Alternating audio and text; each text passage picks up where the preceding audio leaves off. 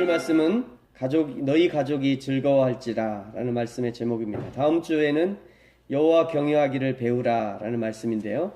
어떻게 보면 5월 가정의 달 시리즈 설교의 가장 중요한 설교가 될 것 같습니다. 잘 준비할 수 있도록 또 기도해 주시기 바랍니다. 가정에 대한 나라별 개념이 많이 다르다고 합니다. 미국, 또 일본, 한국이 다른데요. 미국은 내가 중심이고요. 나와 아내, 자녀 이렇게 돼 있고 또 한 가지가 더 있다고 하는데 혹시 뭔지 아십니까? 네, 애완동물입니다. 네. 미국의 가정의 개념은 나, 아내, 자녀 그리고 애완동물이라고 하죠. 일본은요. 나와 아내가 가족의 개념이라고 합니다. 한국은 어떨까요? 한국은 할머니, 할아버지 그리고 외할머니, 외할아버지, 외할머니, 삼촌, 고모, 외삼촌, 이모, 매형, 동서, 누나, 동생, 그리고 나. 이렇게 가족 개념이 되어 있습니다.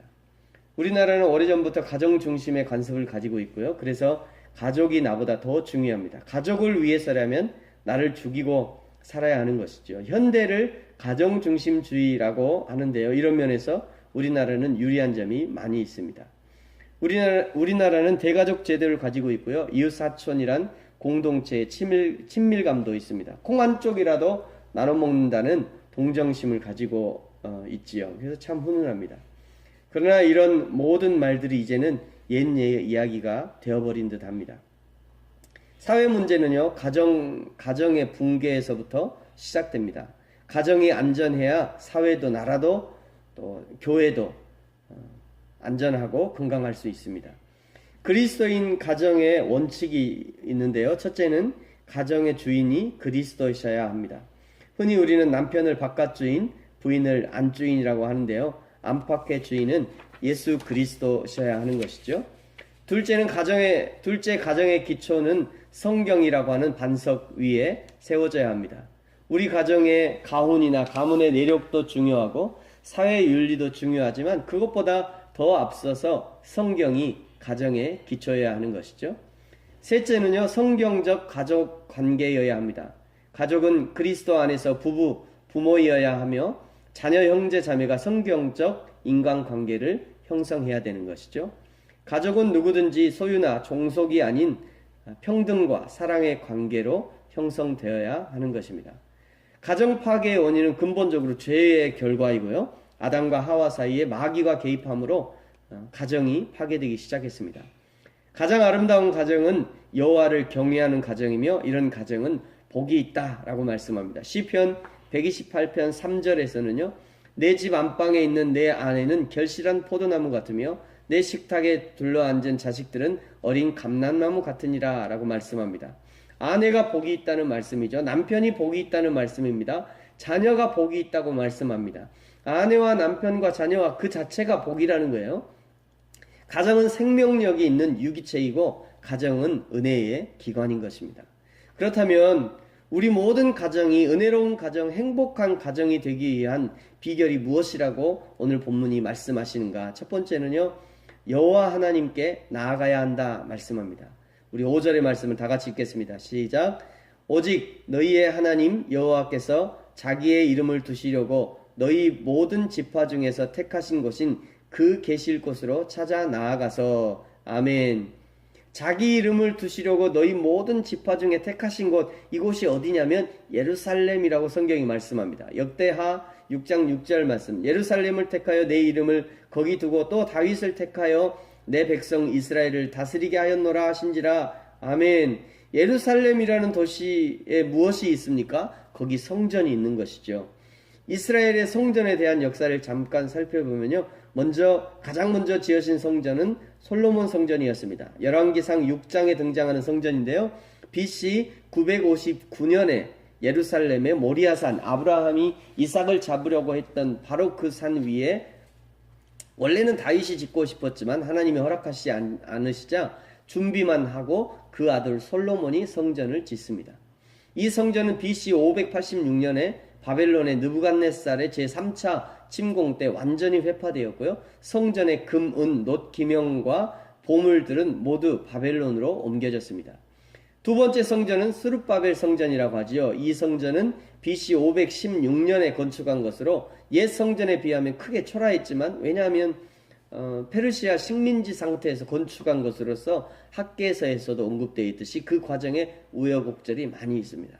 이 성전은 BC 167년에 헬라인들에게 의해서 크게 모독을 당하는 사건이 벌어집니다. 세 번째 성전은요, 헤롯 성전이라고 합니다. 로마가 세계를 지배하고 헤롯이 분봉왕이 되어서 유대 지역을 관할할 때 유대인들에게 환심을 사고 또 유화 정책으로 헤롯이 성전을 건축합니다. 옛 성전 터 위에 BC 20년에 착공해서 외형은 9년 만에 완성이 되었고요. 세부 공사는 예수님이 돌아가시고 30년이 더 지나서야 AD 63년경에 비로소 완공이 됩니다. 예수님은 한참 건축 중인 이 헤롯 성전을 가리켜서 이것을 무너뜨리면 3일 만에 다시 세우겠다 말씀하셨죠. 결국 이 성전도 AD 70년에 완공된 지 불과 약 7년 후에 영원히 함락이 되고 무너지고 마는 것입니다. 무너진 외부의 일부 성전의 외부 성전 벽이 지금도 있는데요. 이것은 이제 통곡의 벽이라 해서 이스라엘 사람들이 이와 같이 많이 기도하고 있습니다. 우리가 보통 교회에서 건물을 지으면서 성전 건축이라고 말을 합니다만, 엄격하게 말하면 교회당은 성전이 아닙니다. 성전은 오직 하나 이스라엘에만 있는 것이죠. 보통 우리가 짓는 교회는 그냥 교회당이라고 하는 것이 맞는 말입니다. 어쨌든지 성전을 지으라고 명령하신 이유가 내 이름 여호와 하나님의 이름을 거기 두려고 하신다는 것이죠. 하나님의 이름을 거기 둔다는 것은 하나님의 모든 것, 하나님의 마음, 하나님의 열정, 하나님의 통치, 왕권을 거기 두겠다고 하는 하나님의 표현인 것입니다. 이런 개념은 지금 이 시대의 교회에서도 그대로 이어진다고 할 수 있는데요. 교회에는 하나님의 이름이 있고, 교회에는 하나님의 거룩함이 있으며, 교회에는 하나님의 마음이 있고, 하나님의 열정이 있고, 하나님의 통치가 있는 것을 교회라고 하는 것입니다. 저와 여러분이 그 하나님의 교회이지요. 우리 모임이 바로 교회인 것입니다.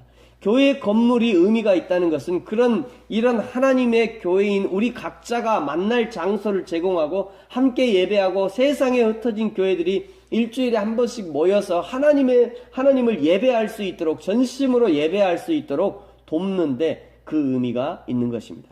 전심으로 예배할 수 있도록 분위기도 만들어주고요. 아름답게 찬양할 수 있도록 반주와 찬양 인도로 돕기도 하고요. 하나님의 말씀을 깨달아 할 수 있도록 목사는 하나님의 말씀을 풀어서 설교하는 것이죠. 이것이 건물로서의 교회의 의의입니다. 그래서 교회에 가고 예배에 참석하는 것이 중요한 것이죠.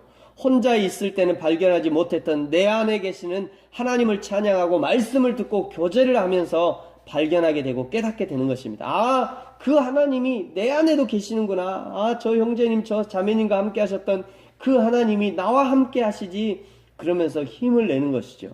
그래서 5절 하반절에 말씀하시는 거예요. 그 계실 곳으로 찾아 나아가서. 하나님을 찾고 하나님을 만나는 것은 항상 1대1입니다. 하나님을 남편 대신 아내가 만나줄 수 없고요. 아내 대신 남편이 하나님을 만나줄 수 없습니다. 자녀가 만나야 될 하나님을 부모가 대신 만나줄 수 없는 것입니다. 우리 각자가 하나님 앞에 나아가서 영이신 하나님을 나의 영과 하나님의 영이 만나야 하는 것이에요. 그것을 성령께서 인도해 주시는 것입니다. 여러분이 교회에 와서 찬양할 때 마음이 뜨거워지고 눈물이 쏟아지고 회개가 되어지는 것, 그것이 곧 하나님을 만나는 증거입니다. 하나님의 말씀을 들을 때 마음이 뜨거워지고 그 말씀이 깨달아지고 알아지고 믿어지는 것, 그것이 곧 하나님을 만나는 증거입니다. 예배를 통해서 결단이 되어지고 이제 내 삶 속에서 어떻게 살아야 할지 구체적으로 적용이 되어지고 삶에 돌아가 들은 말씀대로 살아보고 잘 안 되지만 예를 써보고 100가지 들은 것 중에 한 가지라도 실천해보려고 애쓰는 것, 그것이 곧 하나님을 만나고 있다는 증거인 것이죠. 사랑하는 성도 여러분, 저와 여러분, 그리고 우리 부르심교회 모든 가족들이 하나님을 만나게 되기를 축복합니다. 하나님을 만나야 거기서부터 축복의 역사가 일어나는 것입니다. 우리 모든 가정이 은혜로운 가정, 행복한 가정이 되기 위해서 필요한 두 번째는요, 하나님의 것을 하나님께 구별할 수 있어야 합니다. 6절의 말씀 같이 한번 읽겠습니다. 너희의 번제와 너희의 제물과 너희의 11조와 너희 손의 거제와 너희의 소원제와 낙헌 예물과 너희 소와 양의 처음 난 것을 너희는 그리로 가져다가 드리고. 아멘. 여기 하나님께서 하나님께 드려야 하는 예물과 또 예배와 예물의 종류를 열거하고 있죠. 첫 번째는 번제입니다. 번제에는 구원받은 백성들이 하나님 앞에 온전히 헌신한다는 의미가 있습니다. 그래서 번제는 드려진 예물을 완전히 다 태워서 드리죠. 그 다음에 제물과 레위기에 보면 하나님께서 이스라엘에게 드리라고 하신 각종 제사와 거기에 따르는 각종 예물이 많이 있습니다. 아주 많이 있죠. 조목조목 예물의 항목이 아주 세밀하게 되어 있고요. 드리는 방법도 복잡하고 예물이 될 수 있는 기준도 엄격합니다. 준비하는 방법도 아주 복잡합니다. 그만큼 하나님이 우리를 세밀하게 만나고 싶어 하시고요. 그 세밀한 부분까지도 하나님을 인정하라는 의미로 받아들일 수 있습니다. 그 다음에 11조입니다. 11조는 소득의 10분의 1을 드리는 것이죠. 구약에서 11조는 이스라엘 백성의 의무적인 것이었습니다. 11조를 통해 성전에서 봉사하는 레위 족속과 제사장들이 성전에서 풀타임으로 봉사하면서 이스라엘 백성들의 제사를 집례하면서도 먹고 살 수 있게 한 것이죠. 그 다음에 그 손에 거제와 번제는 태워서 드리는 제사의 형식이라면 거제는 제사장이 두 손으로 높이 들어서 하나님께 드림을 표시하는 방식입니다. 소원제가 있고 낙헌 예물이 있고 소와 양과 처음 난 것들이 있습니다. 이것들을 여호와께 가져다가 드리라 하고 말씀하죠. 여기 11조가 나와 있는데요. 11조가 중요하니까 11조에 대한 설명을 거나하게 한번 할 만한데, 오늘 본문에서는 하나님이 다른 예물이나 11조나 특별히 강조하지 않고 언급하시고 다른 것과 비슷하게 설명하시죠. 11조만 특별한 것이 아니라는 것을 말씀하고 싶으신 것입니다. 하나님 앞에 모든 것이 똑같은 거예요. 어떤 사람들은 말라기 3장의 말씀을 빌어서 11조를 하면 복을 쌓을 것이 없도록 주시니까 다른 것은 몰라도 11조는 특별하게 해야 된다고 강조합니다. 당연히 11조를 해야 합니다. 그런데 말라기에서 11조를 말씀하시는 것은 11조 이전에 하나님과의 관계 회복을 말씀하시고 계시다는 것을 기억해야 합니다. 하나님과 백성의 관계가 회복되어지면 다른 것은 기본적으로 따라오는 것입니다. 6절에서 많은 제사와 예물을 말씀하시는 이유가 무엇입니까? 제사를 통해서 예물을 통해서 하나님이 진짜 원하시는 것이 무엇입니까? 하나님이 그 제사 받으시고 그 예물 받으셔서 하늘 창고에 쌓아놓으시려는 것입니까? 그래야 하나님이 일하실 수 있는 것입니까? 아닙니다. 그것이 아닙니다. 예배와 예물의 목적은 하나님이 우리의 창조주, 우리의 주인이시며 나는 하나님의 피조물이라는 것을 인정하는 데 그 목적이 있습니다. 에덴 동산의 선악과와 생명나무의 역할과 비슷한 거죠. 아담과 하와는 하나님이 금지하신 선악과를 보면서 하나님이 저것은 먹지 말라 하셨어. 하나님은 우리의 창조주이시고 우리는 피조물이니 우리는 하나님의 말씀을 들어야 하는 존재야. 그러면서 사탄의 유혹을 물리쳤어야 했습니다. 그런데 사탄이 교묘하게 유혹하면서 하나님과 인간의 경계를 허물게 하시는 것이죠. 너도 하나님처럼 될 수 있다고, 저 선악과만 먹으면 너도 하나님처럼 될 수 있다고 유혹하는 것입니다. 예배와 예물도 마찬가지이죠. 예배를 통해서 하나님이 나의 주인이심을 인정하는 것입니다. 그러나 사단은 우리를 속입니다. 그 11조 하지 말고 그것으로 아이들 맛있는 거 사주면 아이들이 건강해질 것 같고, 그 11조 하지 말고 아내에게 용돈 주면 남편 어깨에 힘이 팍팍 들어갈 것 같고, 그 헌금 아꼈다가 저축하면 내일이라도 집을 살 수 있을 것 같고, 그러면서 너도 성공해봐야지, 너도 인정받고 살아봐야지, 너도 어깨에 힘주면서 살아봐야지, 너도 하나님처럼 될 수 있어, 너도 내 인생의 주인이 될 수 있어. 그렇게 악한 사단이 속이는 것이죠. 그러나 우리가 하나님 앞에 헌금을 한다는 것은요, 이런 사단의 속임을 정면으로 거부하는 것입니다. 헌금을 통해서 나는 하나님의 피조물이라는 것을 인정하는 것입니다. 예물을 드리면서 하나님, 나는 이것 없어도 살지만 하나님 없이는 단 한 하루도 살 수 없는 존재입니다 라는 것을 고백하는 것입니다. 11조 내 소득의 10분의 1을 떼어드리면서 하나님, 저 이 소득의 10분의 1 없어도 10분의 9만 가지고도 충분히 살 수 있지만 그러나 하나님 없이는 단 하루도 살 수 없습니다 고백하는 것입니다. 저는 하나님의 은혜가 필요합니다 라는 것을 고백하고 보여드리는 것이 11조와 헌금의 의미라고 할 수 있는 것이죠. 사랑하는 성도 여러분, 하나님의 것을 하나님께 구분해 드리십시오. 시간이 하나님의 것입니다. 일주일에 하루를 주일로 지켜 하나님께 예배하면서 하나님, 나의 모든 시간이 주님의 것입니다 라고 고백하는 것입니다. 물질이 하나님의 것입니다. 11조와 각종 헌금을 주님께 드리면서 하나님, 나 이것 없어도 살지만 그러나 주님 없이는 살 수 없어요 고백하는 것이죠. 명예가 하나님의 것입니다. 목사로, 장로로, 권사로, 집사로, 평신도의 이름으로 하나님 앞에 직분을 감당하면서 그 직분을 주신 하나님 앞에 감사하면서 겸손히 하나님을 섬길 때 그것이 하나님 앞에 영광이 되어지는 것입니다. 그렇게 내 삶의 모든 영역에서 하나님을 인정할 때 그때 우리의 가정, 내 삶이 안전하게 되고 평안을 누리게 되는 것이지요. 우리 모든 가정이 은혜로운 가정, 행복한 가정이 되기 위해 필요한 세 번째는요, 손이 수고하는 복이 있어야 합니다. 우리 7절의 말씀 같이 한번 읽겠습니다. 시작. 거기 곧 너희의 하나님 여호와 앞에서 먹고 너희의 하나님 여호와께서 너희의 손으로 수고한 일에 복 주심으로 말미암아 너희와 너희의 가족이 즐거워할지니라. 아멘. 하나님 여호와 앞에서 먹고 라는 말은요, 레위기 23장에 등장하는 초막절 절기를 의미하는 것입니다. 초막절이란 하나님께서 거두게 하신 것에 감사하는 절기이죠. 하나님께서 농사하게 하시고 열매를 거두게 하셨으니 이제 그 열매를 창고에 넣어두고, 그래서 초막절을 수장절이라고도 합니다. 첫 열매를 자신들이 먹는 것이 아니라 가장 먼저 여호와 하나님께 감사하고 예배하는 것입니다. 그런데 이것을 너희의 가족이 즐거워하라 말씀합니다. 손으로 일하는 것을 즐거워하라는 것입니다. 땀 흘려 추수하는 것을 즐거워하라는 것이에요. 거둔 것을 하나님께 드리는 것을 즐거워하라는 것입니다. 하나님이 복 주셨으니 또한 즐거워하라는 것이죠. 그 일에 온 가족이 함께 참여하고 기쁨으로 즐기라는 것입니다. 혈연의 가족뿐만 아니라 종이나 나그네까지를 포함한 식솔들을 의미하는 것이에요. 추수 후에 잔치를 하려면 부지런해야 합니다.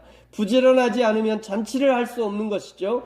부지런히 일하지 않고 즐거운 잔치를 기대하는 것은 잘못된 것입니다. 잠언서 10장 4절에는요, 손을 게으르게 놀리는 자는 가난하게 되고 손이 부지런한 자는 부하게 되느니라 말씀합니다. 손이 부지런한 자가 부하게 되고 잘 될 것이라는 것은 하나님의 이치이고요, 하나님의 질서이며 하나님의 공평하심입니다. 하나님을 믿으면 복받는 이유는 하늘에서 무엇이 뚝 떨어지는 것이 아니라 진실하게 하나님을 믿는 사람은 손이 부지런해질 수밖에 없으니 하는 일이 잘 될 수밖에 없고, 또 성령이 그 안에서 날마다 일러주시고 알려주시고 가르쳐주시고 깨닫게 하시니 잘 될 수밖에 없는 것입니다. 손이 부지런한 사람은 창조적인 뇌를 가진다고 해요. 손이 부지런한 사람은 오래 산다고 합니다. 왜냐하면 손을 많이 쓰면 혈액순환이 잘 되고 건강하다는 것이죠.